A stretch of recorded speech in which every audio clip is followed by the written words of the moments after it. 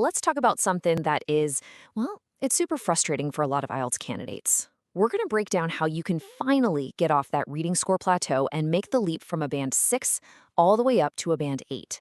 So tell me if this sounds familiar. You've learned all the strategies, right? You know every single question type by name, you've done what feels like a million practice tests, and still, that score just will not budge from a 6 or maybe a 6.5. You're putting in the work, but it really feels like you're just spinning your wheel. Well, what you're feeling, it actually has a name. It's called the language learning plateau. And if you think back to when you first started learning English, progress felt so fast, didn't it? Every new word felt like a huge win. But at this level, the whole game changes. It's way less about learning brand new stuff and so much more about refining what you already have. And here's the thing you have to remember. Every single person who gets a high score goes through this exact same phase. You're not alone in this. So, it's absolutely crucial that you see this for what it is. That feeling of being stuck, it is not a wall. It's not the end of the road. It's actually more like a stepping stone. This is the phase where the really strong, lasting skills get built, the exact skills you need for those top scores. You just need to change your approach. So, how do we start climbing again? The very first step is a major shift in your mindset. It's time to stop looking for that one giant leap and instead start tracking your micro improvements. Yeah, this really shows what I'm talking about. Beginner progress is like a fireworks show, right? It's loud, it's obvious, it's exciting, but when you're on the plateau, progress is much quieter.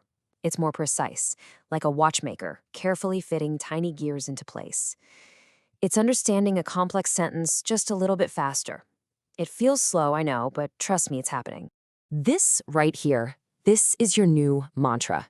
You gotta embrace this idea. Your score isn't gonna magically jump from a 6 to an 8 overnight. It's gonna be built brick by tiny brick from all those small improvements you make every single day. So for your own sanity, stop obsessing over that practice test score.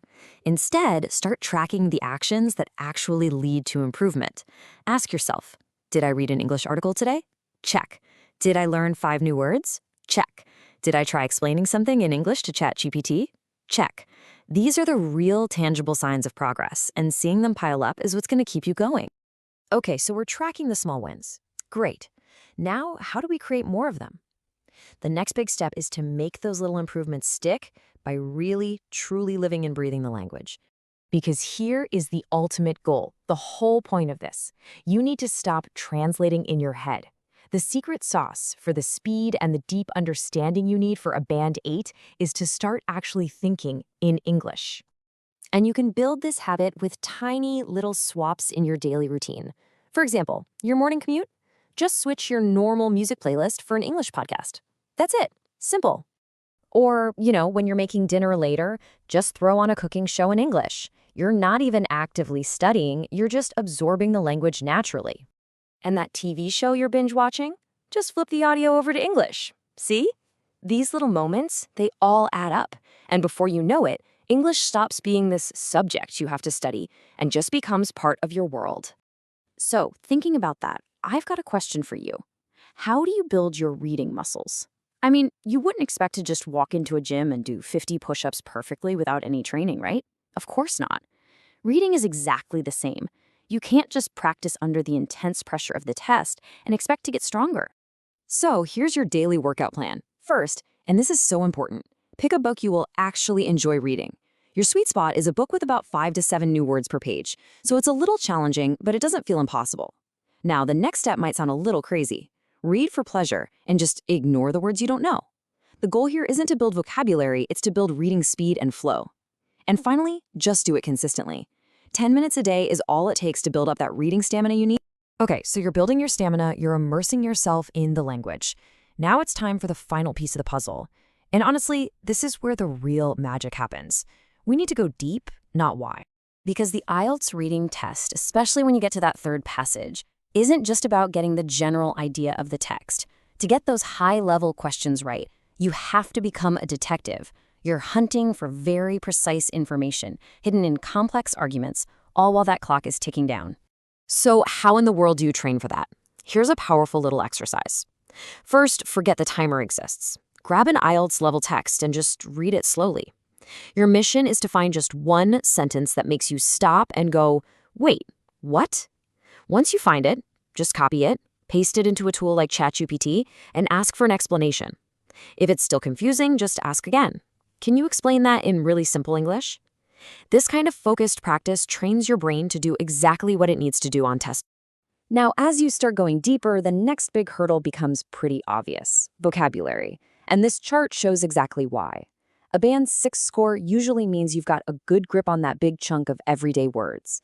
But to get to a band 7, 8, or 9, you have to conquer that other 35%, the academic and topic-specific words that really separate the good scores from the great ones. The smartest, most efficient way to learn these words is by building what we call topic-based vocabulary clusters. Just think of them as word families. When you learn a bunch of related words about the environment or technology all at the same time, the next passage you see on that topic instantly feels more familiar. It's way less scary. And here's a super simple system you can use to build them. After you finish your practice passage, first, just identify the main topic. Then, go on a little treasure hunt for 10 or 15 useful words from that passage and add them to a flashcard app. And here's the pro tip: use an app that has spaced repetition. This technology is basically like a personal trainer for your brain.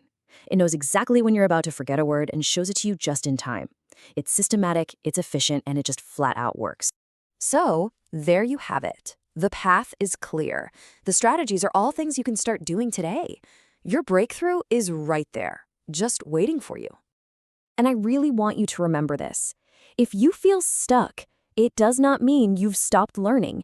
It means you are in the exact phase where the most important, high-level skills are being built. Every single person who achieves a top score has been right where you are now. And you can get through it too. That band 8 isn't just some number on a screen.